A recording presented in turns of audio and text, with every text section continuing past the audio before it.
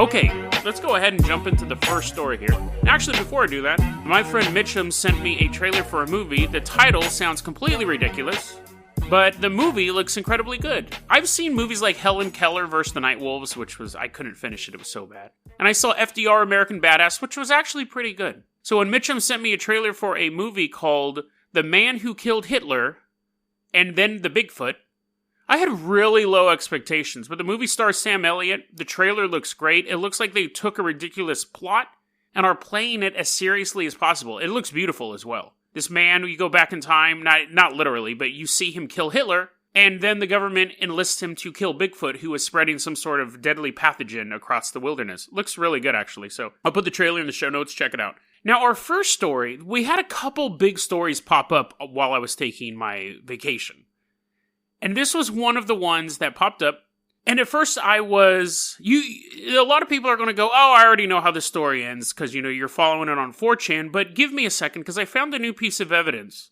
But for those who don't know anything about the story, what happened was on January 29th, the video was uploaded, January 29th, 2019, I should say, in case you're listening to this episode 10 years in the future. This video was uploaded on January 29th, 2019, and it is a video of the United Nations General Assembly. And it starts off saying, there's no videotaping allowed. This message cannot be reproduced anywhere. It's like a crime. You see a young woman walk up to the podium and get stuff ready.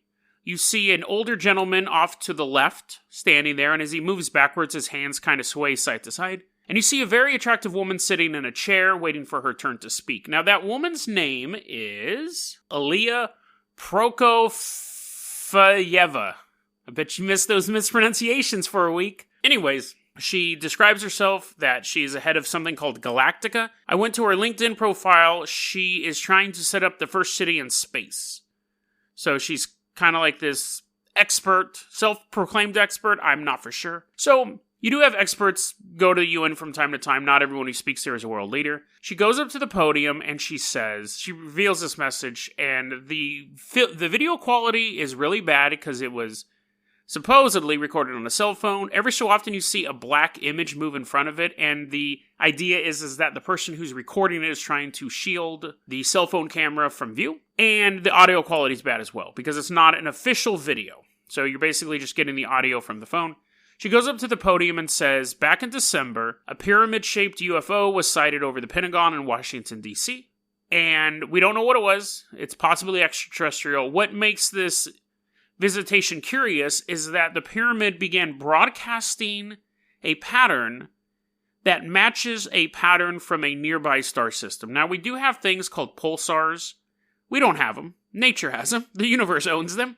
But they're stars that rotate, and they can let off these radio bursts we pick up. When we first discovered them, we thought it was alien life because of the pattern. But it turns out it's just a pulsar spinning in space. But she says this pyramid-shaped UFO matches that frequency. Now, there were videos that came out in December of a pyramid-shaped UFO hovering over Washington, D.C. Those videos themselves are interesting because, one, they look real-ish. Nowadays, anything can easily be faked, especially because you're running it on a cell phone camera.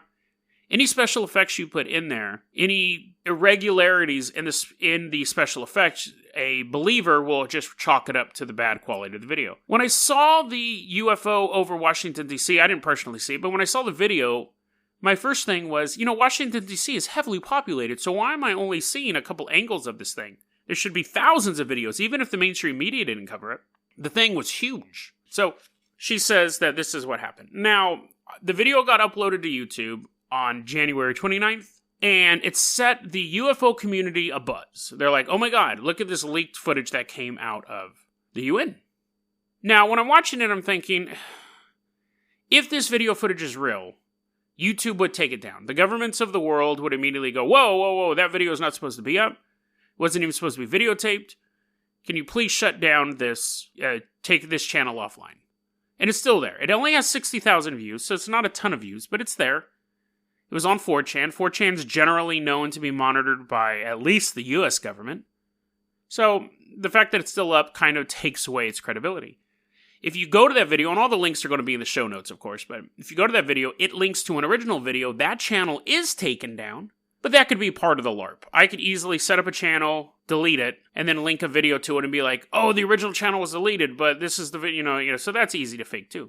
But UFO people, especially on 4chan, were like, oh my god, like, what do we do with this? Here's this woman talking about this thing. Now, the debunking to it, and this is where people are like, yeah, I know this part, but I have to go over this, and don't just skip ahead, because there's another additional detail to this. The debunking to it is earlier in the year, I believe, it might have been the previous year, Erdogan, I believe, is the president of Turkey, if I'm pronouncing his name right, which I most likely am not. He gives a presentation to the UN, and when he is talking to the United Nations, you see a young woman walk up to the podium, get everything ready. You see a man, an older gentleman, kind of standing to the side, and he steps back, and his hands are kind of moving. It's the exact same video, except for a few key details. One, the young woman, Aliya, is not giving the speech. She's nowhere present in the video. Instead, it's Erdogan.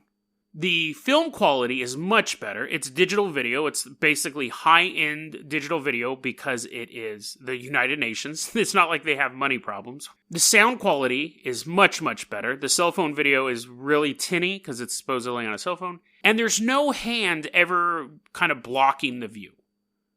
And so the debunkers go, look it, this is the video that they took the President Erdogan out of, put Aliya in as a deep fake.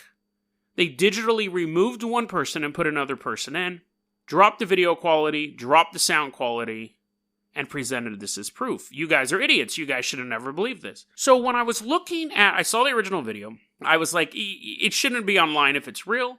I think it's kind of suspicious that there's the black hand keeps moving in front of the camera. And I'm thinking that could be to clear up, like to kind of block any irregularities in the video that they're trying to put out as real. So, we talked about deepfakes before. Now, it's funny because the first time I came across deepfakes, I was seeing pornographic images of Gal Gadot's face on a porn star's body, Natalie Portman's face on a porn star's body, Daisy Ridley's face on a porn star's body, and they were taking these huge celebrities and basically turning them into porn stars.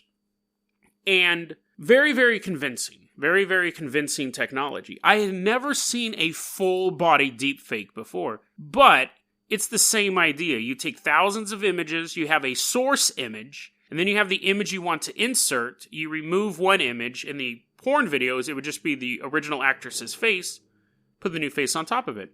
You could do the same thing here. The Aliya speaker, she has a shadow. It looks convincing. Again, if she went up and talked about wheat products or the production of corn in Germany, I would have had no reason to disbelieve it. If the video hadn't started off saying, please don't record, I would have had less reason to doubt it. But the fact that they're like, we're going to prosecute anyone who puts this out, I was like, okay, they're kind of hyping it up a bit. But here's the interesting thing. So that's the story with that. And when I first saw the videos, I was like, oh, I'll cover that when the break's over. It's pretty cut and dry. You have what looks like a fraud when you look at all the evidence. You have a video that seems suspicious, and then you find the exact same video at higher quality of a different person giving a boring speech. Totally different speech. So I go, well, that's pretty cut and dry.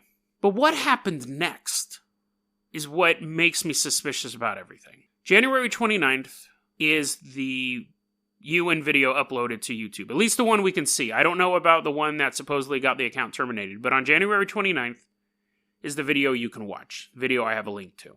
January 29th was the same time they're like, nope, this is fake. Here's the Erdogan video.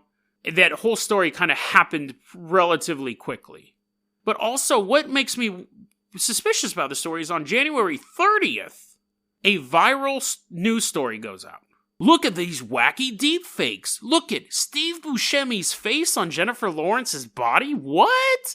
This is crazy. Look at this wacky technology.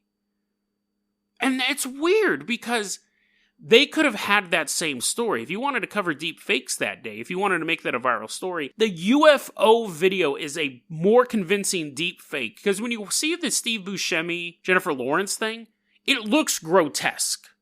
It looks really, really weird. It's not convincing in any way, shape, or form.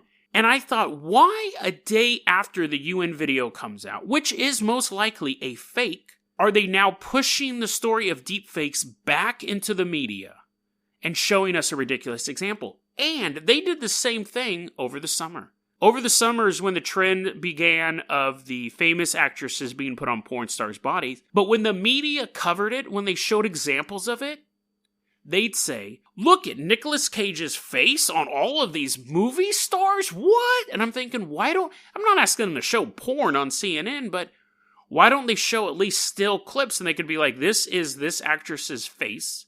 This is Gal Gadot's face on Biloxi Blue's body or something. That's convincing. The skin tone's the same. You can't tell the difference. The only reason you know it's fake is because Gal Gadot's never done porn. That's the reason you factually know that video is not real. So why, if they have that, did they push the Nicolas Cage face on in the middle of Game of Thrones or whatever it was? Why, when they have a semi-convincing deep fake of someone giving a speech to the United Nations General Assembly about UFOs, do you show how wacky deepfakes are because you have Jennifer Lawrence with this grotesque, sorry Steve Buscemi, but like this weird looking face? I think because ultimately deepfake technology, they warn us about it.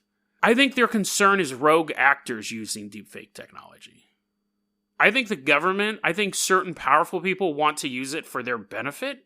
So they don't want to really show us how convincing it can actually be. Because this UN video, like I said, if she went up and talked about trade tariffs, and someone showed me that video, I'd be like, why are you showing me this? This is super boring. And then they go, that never happened. That's fake. I'd have been like, what? It's very convincing. I think deepfake technology is being planned to be used. And if people go, oh, it's going to be used for Pizzagate if Hillary Clinton ever gets videotaped eating a baby. I don't think it's ever going to be anything like that. I think when deepfake technology actually is used, it's going to be something super mundane that no one will really question it. When you talk about UFOs and satanic worship and all sorts of this crazy stuff, it's easy for a skeptic to go, well, that's obviously not true. But if they want to have a video of the president talking about a new trade plan with Italy where we're going to basically give them all of our money, or that's kind of ridiculous too, but you know what I mean? Like something relatively boring, people won't question that. And I think there's an actual effort to warn people about deep fakes, but not warn them at how realistic they can be. Very odd timing. The Steve Buscemi video was uploaded the same day as the UN video. The story got reported the next morning. So while all the UFOologists were still debating over the authenticity of this UN General Assembly video, all of these news websites were like, look at this technology. Can you believe it? It's 2019. Weird. Very, very convenient timing. Very convenient timing. That was a clip from our daily podcast, Dead Rabbit Radio. Dead Rabbit Radio is available anywhere that you listen to podcasts. It's daily paranormal, conspiracy, and true crime news. If you want to hear the full episode that this clip came from, check the link below. Please like and subscribe. And hit that little bell, too. That does some magical stuff. Thanks, guys.